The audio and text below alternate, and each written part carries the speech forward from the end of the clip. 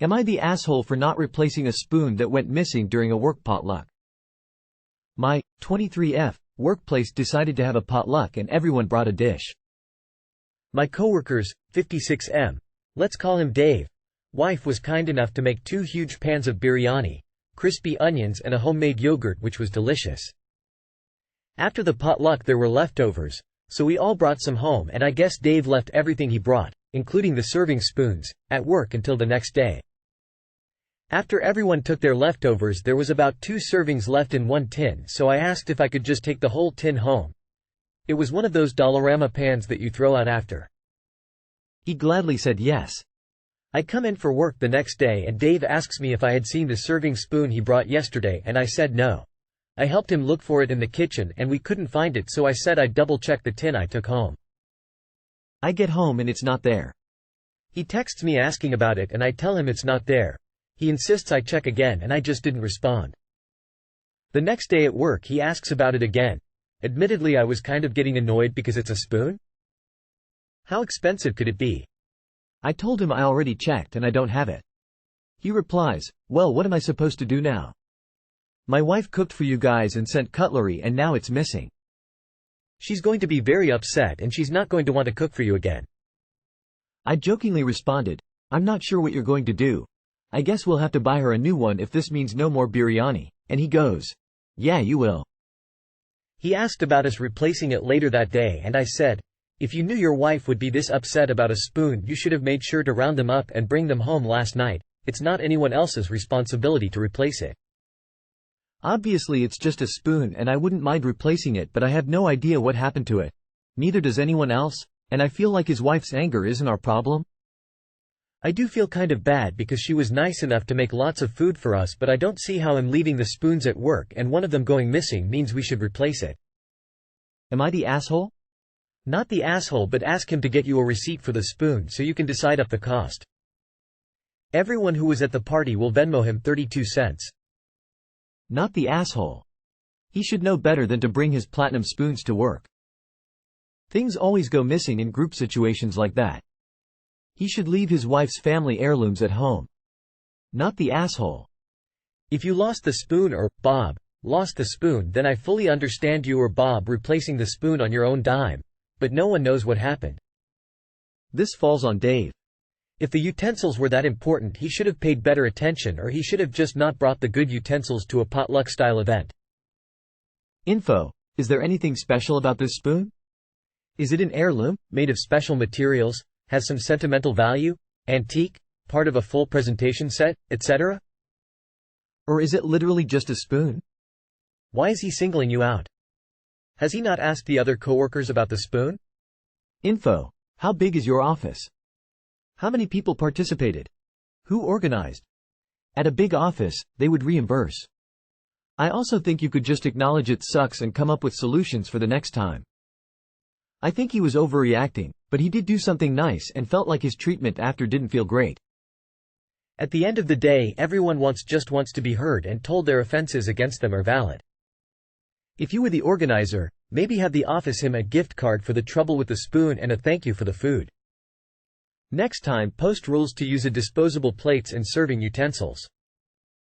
Am I the asshole for tricking my kids into eating mushroom soup? My children are not allergic to mushrooms. My children love cream of mushroom soup. My kids hate the texture of mushrooms. When my wife uses canned mushroom soup in a recipe, she will strain out the mushrooms for the kids. However, when I use mushroom soup in a recipe, I run it through the blender. The pieces are so little that they have no texture. The kids don't complain about it and I don't waste time. My wife seems to think that I'm being an asshole because I'm trucking them into eating something they have been very clear about not liking. I asked if she would rather eat a fistful of raw flour or a slice of bread. Preparation makes a difference. I think we are both trying to make sure that the kids eat a good meal, we just go about it different ways. As someone who has hated mushrooms with a fiery passion their whole life, when I found out my mom has always blended some up for her Thanksgiving stuffing, that I love, I admit my ego was a bit bruised. Ultimately, I learned a valuable lesson. Things, even foods, aren't black and white. There's a finely blended mushroom gray area and that's okay. There's no vegan, vegetarian moral issue here. and I'm glad my mom tricked me, as I definitely would have refused to eat it as a kid if I knew, so I'm going with not the asshole. They like mushrooms enough that they eat mushroom soup. They just don't like the texture of the cooked mushrooms, so you change the texture. How is that tricking? AITA. I don't like soft-boiled eggs. So I cook it for longer so I don't have a runny egg. Simple. My son at age 8 came to me to say he hated mushrooms and then asked me to make his favorite dinner, chicken and mushroom skillet casserole. Think green bean casserole with chicken and rice. I made it like normal, adding in a jar of mushrooms. He was eating and grabbed a hunk of mushroom and said he loved that part the best and asked what it was. I told him it was a mushroom. He thought for a moment and said, "I guess I like mushrooms." We then talked about the different mushrooms there were. He didn't like the raw, white mushrooms on the supreme pizza we had earlier. Lesson learned for him about generalizing dislikes. He still doesn't like fish. Not the asshole. Texture issue is a real thing that a lot of people have. Not everyone likes things in their native or cooked form.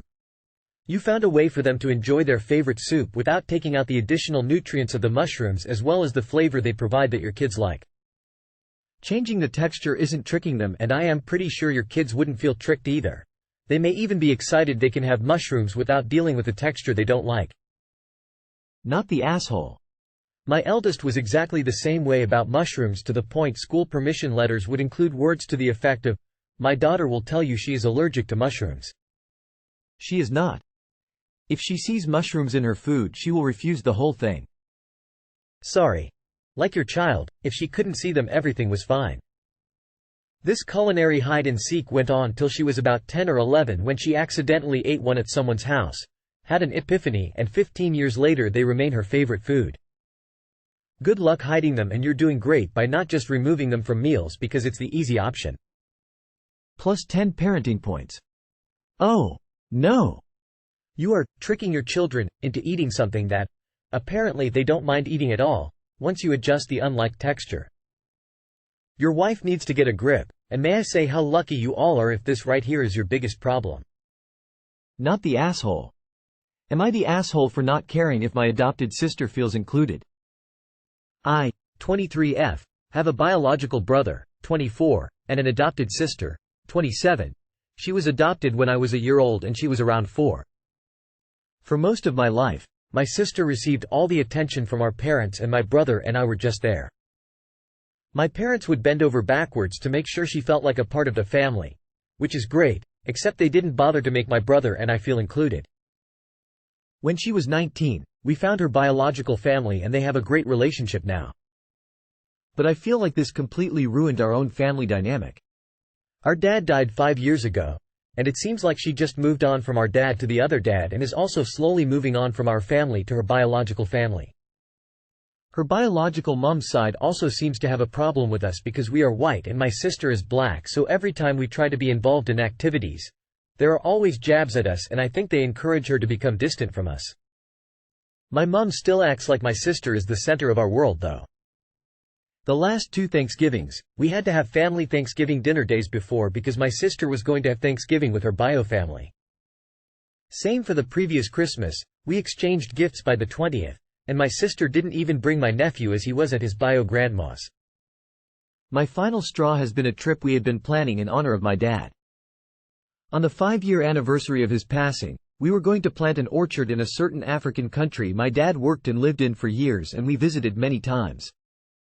Planting this was something my dad had planned before he died and had it planned to AT, so we would only be executing his plan. We had agreed that the 5-year anniversary felt like the perfect time. Except now, my sister's biological sister will be getting married around the same time, not same day, but it means my sister can only join us after the actual anniversary day. My mom says it's okay, we can plant the trees a week or 2 later. And she actually said that when we plant the trees doesn't make much difference, we'll still be honoring him, but that my sister will only ever get to attend her sister's wedding once. She says it's a week's worth of work anyway, so it's not like we were going to be done on the actual day. This made me mad, and I have told them I will be breaking the ground on the actual anniversary day with or without any of them. She said I was being inconsiderate and that I should think about how this will make my sister feel like she doesn't matter to the family. My sister has been part of our family the same amount of time I have been, only she can exclude herself. My brother keeps flip-flopping between coming with me to be there for the anniversary, or waiting for my mum and sister some days later, and I honestly can't also blame him. Am I the asshole for insisting I am not waiting on anyone? The trip is in 2 months. Stop arguing with your mom and brother, it's pointless. Control the one thing you can control, your presence. I'm available on Thanksgiving, not the day before. And then stick to it. Be unyielding, and then everyone else will have to make their own decisions. I distance myself from people who don't make me feel good about myself. Make your friends your new family. Not the asshole. Go and create the project as planned. It is you honoring your father that counts. What they do is their business. Not the asshole. You need to distance yourself from your mom and let her fall on her face. She is delusional to how she treated you and how much your sister actually cares. Honestly, find yourself a therapist and distance yourself. Let the family go on this trip. Tell them there will be no early holidays and you will visit on the actual holidays whether there are events or not. Not the asshole for how you're feeling. It sounds like you've built up years of resentment, and considering your adopted sister seems to have gotten 2 families and you and your brother the scraps of only one, I'm sure is super hurtful. Have you ever had a deeper conversation with your mother about how all this is impacting you? Might be good to put it out there, and if it doesn't work out, maybe consider putting distance between your mom and sister and yourself, and some therapy to unpack it all. Perhaps wait so you can all remember your father together and then start putting yourself first? Not the asshole. You all made a plan you felt honored your dad, and if they no longer wish to attend on said date, that's their decision. You don't need to bend over backwards for someone who clearly has shown zero respect to you and your family. Am I the asshole for opposing birthday payouts from my mom's estate which differ from what she's done? For several years now, my mom has been giving the people that she cares about a birthday check of approximately $1,000. The same amount to everyone, but some years a little more and some years a little less. The people she's gifted are her 3 kids, their spouses, and her 3 grandchildren. I have 2 daughters and one of my sisters has a son. The other sister has no children. This year, my mom gave my wife and I $1,250 checks. Both of our birthdays are in January. My mom passed away in March before anyone else's birthday.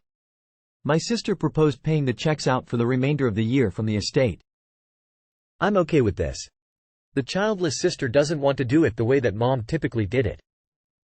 She wants to give herself plus spouse more because her family gets shorted, no money going to kids. She wants to make each family receive the same amount instead of each loved one. My mom has never done this because it would mean giving her children different amounts, which she would never do and has never done. Am I the asshole for opposing this plan? Esh. You can't pay birthday checks out of the estate. It's not a valid estate expense. If you all aren't sure what to do as executors, hire a lawyer to help you settle everything and distribute the assets according to the terms of the will. You're the asshole, and this thread is full of terrible advice. There is a will in place which supersedes all intentions by the surviving family members.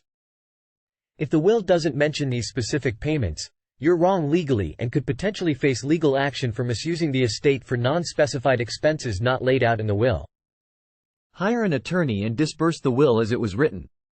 If you're really that hard-pressed about this birthday check nonsense, write both your sisters' birthday checks out of your share. Esh. Sorry to be callous about this, but your mom is no longer alive.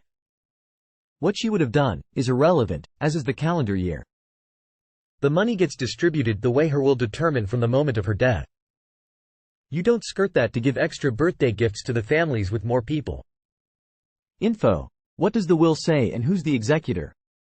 I assume your mother's will indicates her estate is to be split equally between you and your 2 siblings, so your sister should not be expected to share her inheritance with her nieces and nephew.